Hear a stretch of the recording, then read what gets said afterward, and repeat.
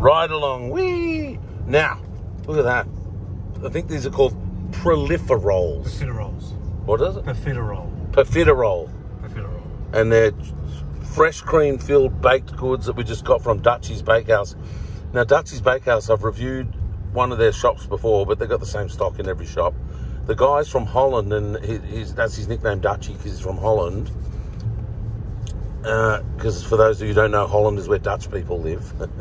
So his nickname's Dutchie, and that's what he's called his shop too, right? And let me tell you, his sourdough breads are so sublimely good that, yeah, I got a white one today. I tried to get rye. Couldn't get it. This is the Banana Bender pub and the Aussie World Party Zone, you know, with your rides and all that. The Banana Bender is where all the bands come through and play. And it used to be, you know, what was it called? Edamoga pub. There's an Edamoga cartoon here in Australia and an Edamoga pub that's actually in Edamoga, Victoria, I think. But they did a replica one up here for years and years, and they just redid it. Now, the guy that redid it, there's two of them. One's my friend Tracy's husband, was involved in that. And the other one was, I've covered his shop over at Caloundra, Robin from Robin's Creations. Now, Robin does costumes and whatnot for movies. He did Street Fighter back in the day with Van Damme, and he still makes costumes and horror costumes, and he's also your drag queen expert on the coast. If you want to dress up as a drag queen, he's got all that stuff there as well. But he designed the Banana Bender a lot. No, Robin, I think, might be one of those gentlemen that likes other gentlemen. And I think that's one of the reasons he called it the Banana Bender, because here, a really kind, fun way of saying homosexual here is Banana Bender. He's a banana bender. But also, it's another way of saying Queenslander.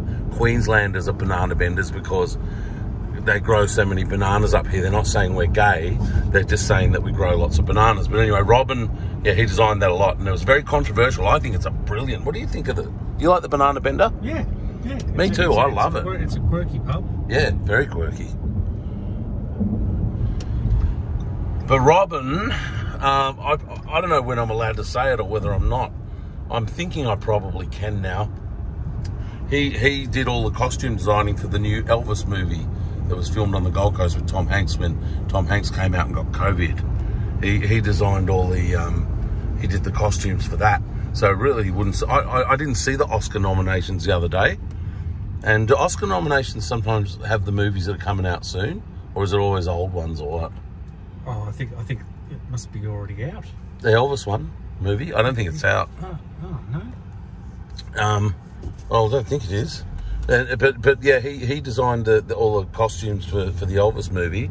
So that's a big gig, and I reckon he'll win an Oscar for that. So I reckon, I reckon Top Gun 2, when that comes out, that's just going to be massive, isn't it? That's just going to be a huge, huge movie. But I reckon this Elvis movie with Tom Hanks, that's going to be a really big blockbuster as well. So it feels really cool to be on the inner circle and know the dude who did the costume designing for it. Yeah, but his shop's at Bells Creek, Caloundra, and it's Robin's Creations, and you can go there and buy all your costume needs, and you can buy party things to wear to costume parties, but he'll also design you really intricate mascots, you know, like he's done a lot of the ones for all the companies around the world. Like, I don't know who's got one. Hog's Breath Cafe, they've got a big pig mascot. Who knows, he probably did that one. I don't know which ones he's done offhand, but I know they're the sort of ones he does, the big corporate companies and that. But he'll sell you anything. He can make you a costume if you're in a band, you know, leather outfit, you know, make you look like a heavy metal dude or anything. He can do anything, any sewing, any costume stuff. Robin's your man. But yeah, Dutchie, his bakery goods, oh boy. So we've got this fresh, I got some fresh white rolls. They were sold out of everything. I had no choices. I just could get one set of rolls, and I got one white sourdough loaf because I couldn't get the beautiful rye. They had wholemeal, and I thought, nah, rye was brilliant.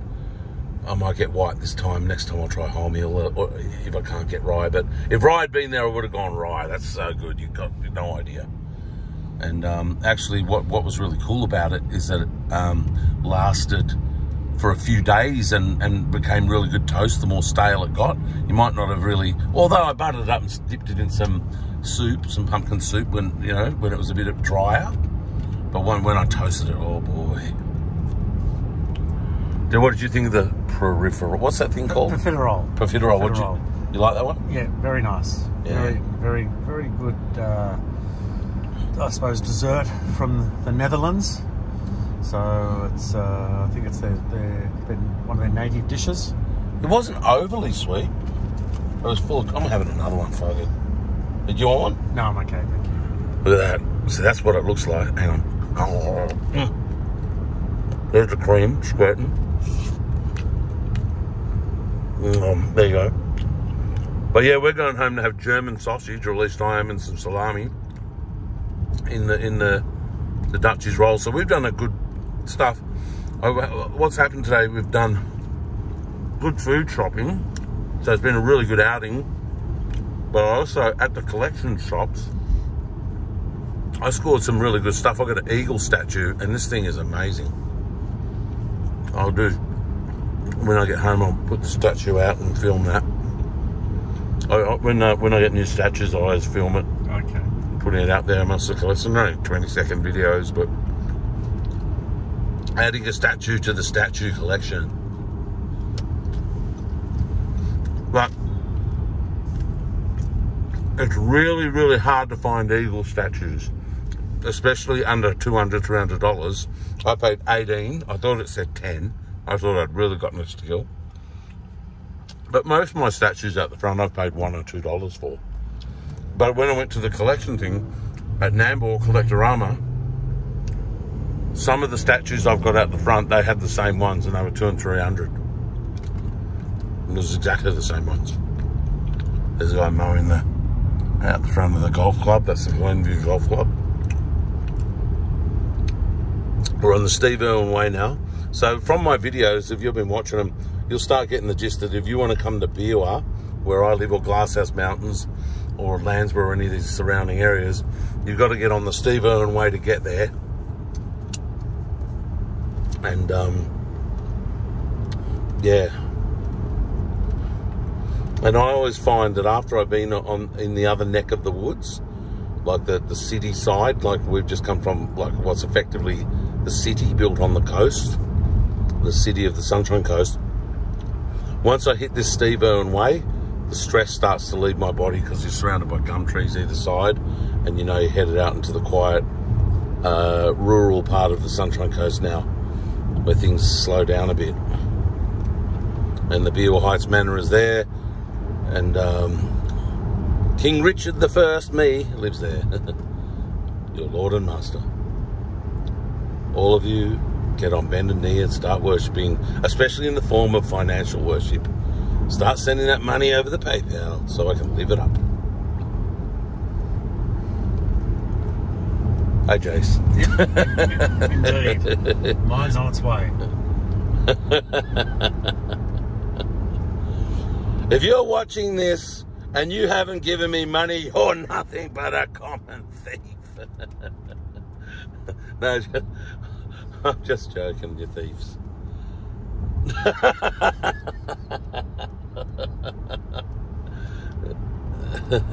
Yeah, no, that I do have a lot of things I want to do with money.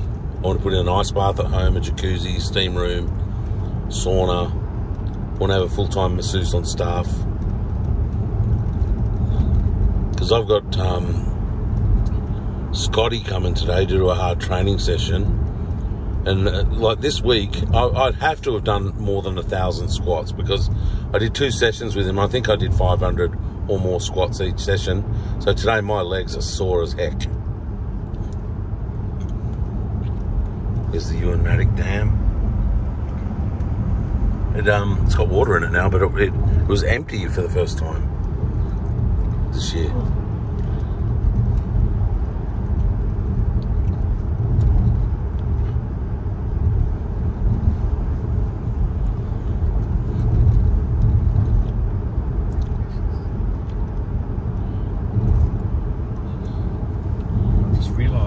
twins live.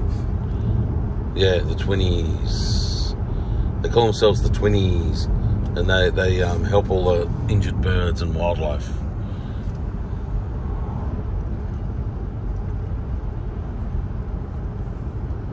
We're about to see it now. They've always got their van out the front. It's the black one. Twinnies Bird Rescue. So those girls were the running partners of Cliff Young. Cliff Young here in Australia, I can't remember. I think he died at 92 or something like that maybe. But I think when he was in his 70s or 80s, he was still doing long-distance marathons. And I think he ran around Australia.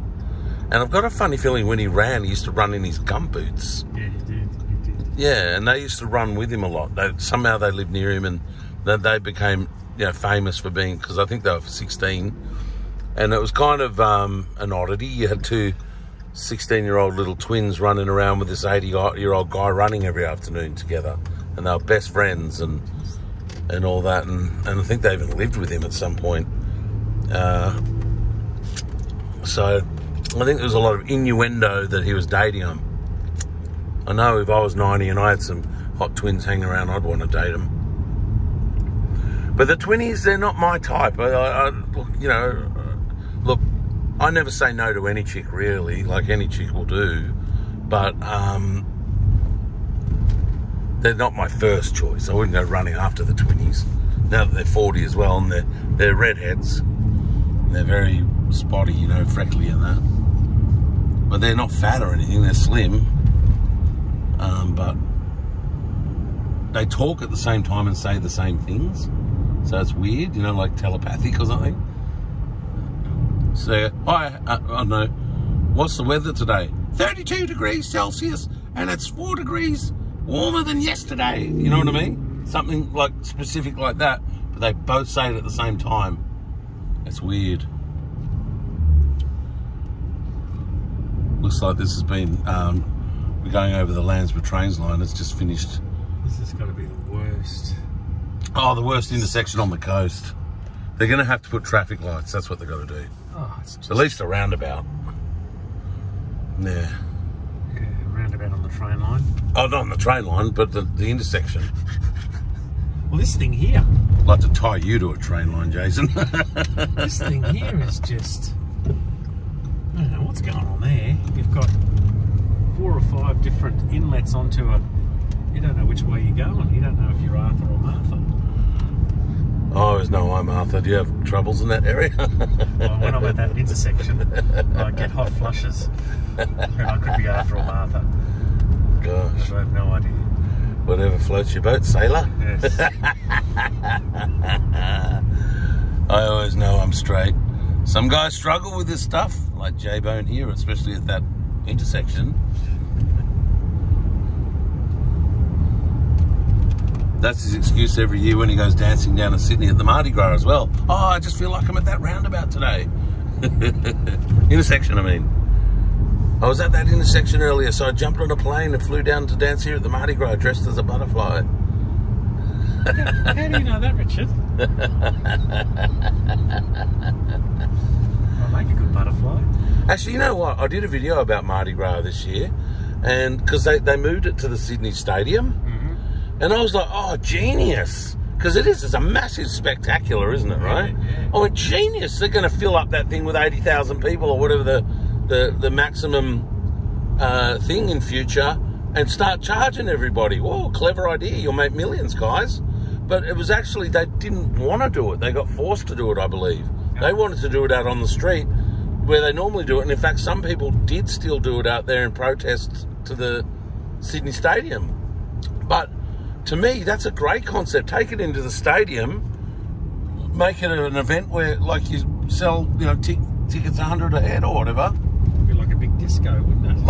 Yeah, hell yeah. What was going on there? I thought it was the next natural. I thought they deliberately did it as a business decision. I didn't even think of COVID.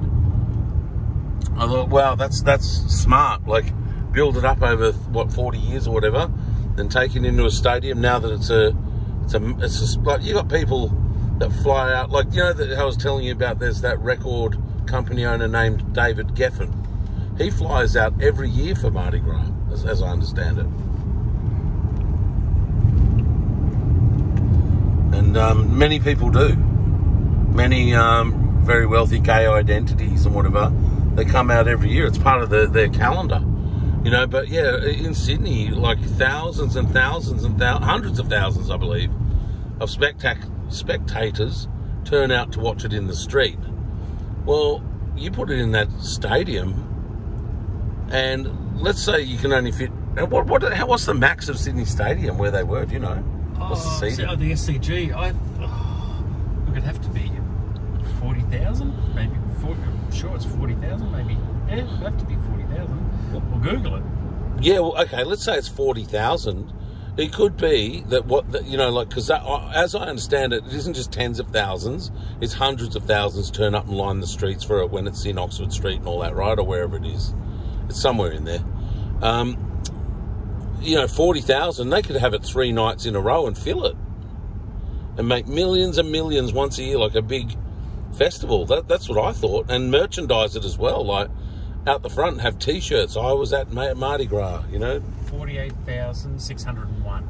48,601 people, and that's say they all paid $100 each, and then they buy food and booze, and then they buy a hat and a T-shirt and some fluoro things to swing around and that, you'd make a killing. Some hot pants.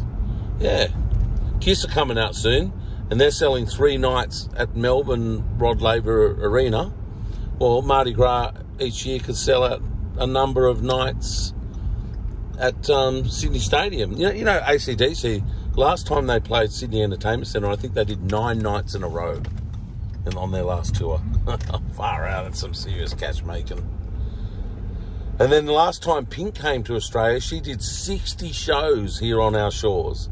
And she sold them all out. So she was literally a resident here for months on end so she could get through all the shows. But she made millions and millions. Yeah, so, yeah, I think the Mardi Gras dudes should think about moving it there permanently and charging spectators. How about making you the mascot, Richard? Nope. I'm in the ladies. All right, there's the Beale Heights Manor. Look at that. See, and many a lady, this is the drive they've taken before a night of ecstasy. This is a POV view of what ladies do. They pull up and they pull into the driveway and they park up on the grass we were about to, then they get a night in heaven inside. Lucky girls. On that note, actually, before I turn it off, I'll put the statue out.